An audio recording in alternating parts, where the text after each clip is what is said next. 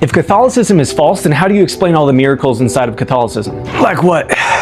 Like the Marian apparitions, for example. Oh, you mean like when people claimed that the Virgin Mary appeared to them? Yeah. Okay, just a couple questions on that. How did they know it was Mary? What do you mean? How did they know it was Mary? Well, because she looked like Mary. What you mean is it looked like a random woman because no one has any idea what Mary actually looked like. Well, obviously she was the Virgin Mary. Okay, so again, no one knows what Mary looked like, and so it is impossible to actually claim that that is a good supportive evidence that this was Mary who was appearing to people, because saying it looked like Mary when you don't actually have that thing to compare it to, you have no idea if that looked like Mary or if it looked like just a random woman. Well, during one of the apparitions, she literally said, "I am the Immaculate Conception." Oh, interesting. So it claimed to be Mary by claiming something that is unbiblical and antichrist. The Immaculate Conception is biblical. No, the Bible actually expressively says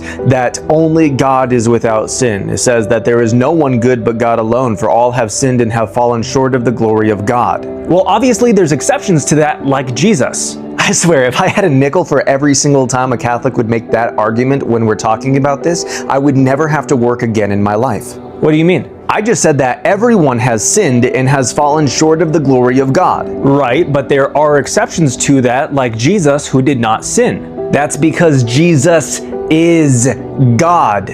Oh. See, every time that you try to make exceptions for your doctrine in the Bible, you are unintentionally committing a very bad heresy. But what about when the angel says that she's full of grace? Well, it actually doesn't say that because it's just a multi-layered bad Latin translation that brought full of grace to begin with. Whenever you actually translate it just from Greek into English, it says, "Greetings, favored one," that she was favored for the task of bringing the Messiah into the world. Now, Stephen, on the other hand, who is actually called full of grace, why does no Catholic claim that he was without sin or that he was immaculately conceived? Well, yeah, no Catholic thinks that he was. Of course, that means that you guys use a really bad cherry picking to try to support your bad doctrine using the Bible by taking things out of context and trying to make them say something that they obviously do not say. Okay, but back to the apparitions, which show that that doctrine is true. No, what that shows is that the one that was appearing to people was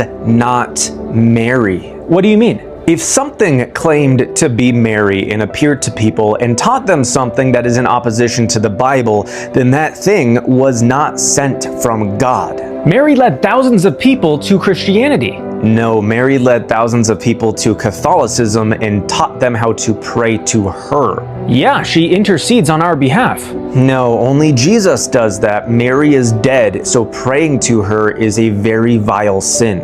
Praying just means to ask. So it means to inquire? Yeah, exactly. Well, that's the exact terminology used in Deuteronomy 18 that says that if you inquire of the dead, you need to be put to death because that is an abomination. But Mary isn't dead. She died, so she is dead until the resurrection, just like every other Christian. No, we believe that Mary was bodily assumed into heaven. Right, your church started teaching that in 1950 to try to make up for the fact that they were committing necromancy and trying to support it in a way that tried to make it where it was no longer necromancy.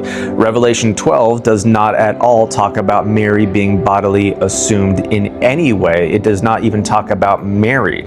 That's about Israel. Regardless, they're alive in heaven. Jesus is the God of the living. Only when you take that verse out of context, but no, the Bible actually explicitly says that Jesus is the God of the living and of the dead. Okay, so then how do you explain the apparitions? The descriptions of her claimed that she was appearing in light, correct? Yeah, she was glowing in glory. And she came to deliver a message. Yes.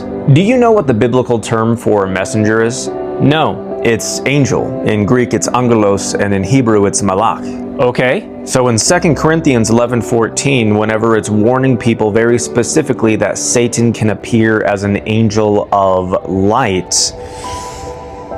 So you're saying that Mary is Satan? No, I'm saying that Satan appeared to people and claimed to be Mary, pretended to be Mary. I can't believe that you would speak of the Holy Mother that way. That's blasphemy. Blasphemy can only be applied to God, and so if you think that's blasphemy against Mary, then that means that Mary is your God. But furthermore, I'm not saying that Mary is Satan. I'm saying that the thing that appeared to people pretending to be Mary was Satan, that he was pretending that so that he could lead people astray. So you don't deny the apparitions happened? I know that they were not Mary. I think it was Satan, because Mary is dead, and so she is dead until the resurrection, just like every other Christian who is waiting for that resurrection unto eternal life. Now, the problem is that what you're doing is that you're claiming that it was Mary who came back and taught people to pray to her, that taught people that she was sinless, that taught these things that the Bible specifically condemns. I'll pray a rosary for you. So you're threatening to commit necromancy and idolatry in vain repetition on my behalf. You need to trust in Jesus Christ alone. Jesus was and is the sufficient sacrifice, the propitiation of all sin. If you trust in Him alone, then you will be saved. But right now, you're trusting in yourself to do good enough. You're trusting in Mary and other fake angelic creatures to do things and mediate for you and intercede on your behalf. But Jesus is the one who intercedes. Jesus is the mediator. He is the way, the truth, and the life. No one can come to the Father except through Him.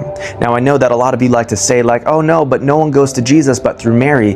But that is absolutely unbiblical and disgusting, because you see in the Old Testament so many people going directly to Jesus, who is Yahweh, directly without Mary, thousands of years before she was ever born.